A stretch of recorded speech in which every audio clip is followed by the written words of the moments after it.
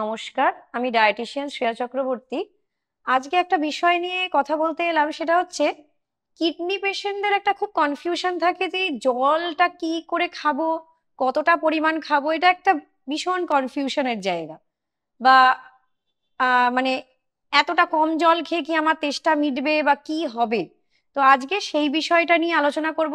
আর কেনই বা এই ফ্লুইডটাকে ইনটেকটাকে একটু কম করা উচিত, বা কিভাবে কম করবেন সেইটার সবটা নিয়ে একটু কথা বলতে এসছি।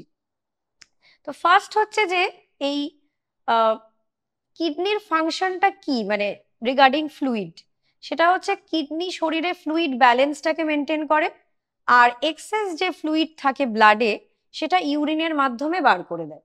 তাহলে এবার কি হচ্ছে, তাহলে কিডনি যখন ফাংশন ঠিক করে করতে পারছে না, তখন তাহলে কিডনি এই ফ্লুইড ব্যালেন্সটাকে মেনটেন করতে পারছে না, শরীরে ইউরিন প্রোডাকশন কম হবে, মানে এক্সেস ওয়াটারটা বেরিয়ে যেতে পারছে না। তার মানে শরীরেই তাহলে সেই ওয়াটারটা জমতে শুরু করছে। তাহলে কি হচ্ছে, তাহলে শরীরে একটা ইডিমা একটা হতে পারে, যেরকম হচ্ছে মানে শরীরে যেরকম হ্যান্ড, ফিট, ফেস, এগুলো একটা সুয়েলিং দেখা দিতে পারে।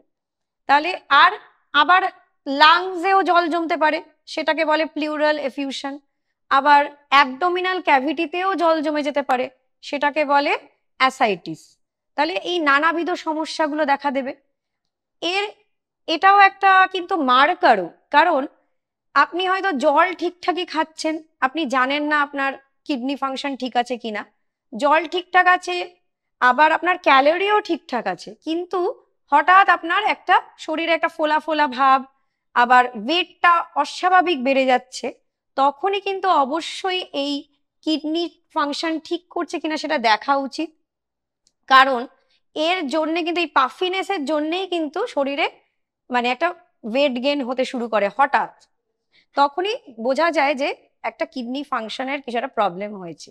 তাই আর আরেকটা জিনিস হচ্ছে, যদি তারা অলরেডি সিকেডি পেশেন্ট হন, মানে কিডনি ফাংশন অলরেডি খারাপ থাকে, কিন্তু একটা মাঝামাঝি জায়গায় আছেন, জল মানে যতটা ডক্টর বলে দিয়েছেন ততটাই খাচ্ছেন, আবার ক্যালোরি যতটা ডায়েটিশিয়ান মেপে বলে দিয়েছে সেটাই করছেন, কিন্তু তাও ওয়েট গেন হয়ে যাচ্ছে, তখনও কিন্তু এই ব্লাড টেস্ট গুলো করা দরকার, যে কিডনি ফাংশন মানে সিকেডির কোন স্টেজে আপনারা পৌঁছে যাচ্ছেন সেটা কিন্তু জানা দরকার। তখনই কিন্তু এই ওয়াটার রিটেনশন শরীরে হবে।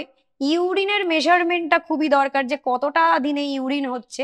আর রোজ কিন্তু ওয়েট চেক করা দরকার একজন কিডনি পেশেন্টের, কারণ এই হঠাৎ হঠাৎ ওয়েট গেন মানেই কিন্তু ওয়াটার রিটেনশন হচ্ছে বডিতে। তো সবটা ঠিকঠাক যদি দেখে করতে পারেন, তাহলে কিন্তু এতটা সমস্যার সম্মুখীন হবেন না। যেহেতু শরীরে জলের পরিমাণটা বেড়ে যাচ্ছে, কিছু কিছু আরো সমস্যা হতে পারে, যেরকম হাই ব্লাড প্রেশার। আর তার সাথে যেটা আগেও বললাম, যেটা যে প্লিউরাল এফিউশন, যেরকম লাংসে জল জমে, তার ফলে হতে পারে ব্রেথলেসনেস, শর্টনেস অফ ব্রেথ, মানে ব্রিদিং প্রবলেম বেসিক্যালি, সেইটা হতে পারে। যদি কেউ বাড়িতে কারোর বাড়িতে কিডনি পেশেন্টস থাকে, তবে অবশ্যই সে কতটা পরিমাণে ফ্লুইড বা জল ইনটেক করবে সারাদিনে, সেটা কিন্তু অবশ্যই কোনো ডক্টর বা ডায়েটিশিয়ানের পরামর্শ নিয়েই কিন্তু সেটা করা উচিত। তো এই ব্যাপারটা একটু গুরুত্ব দেবেন।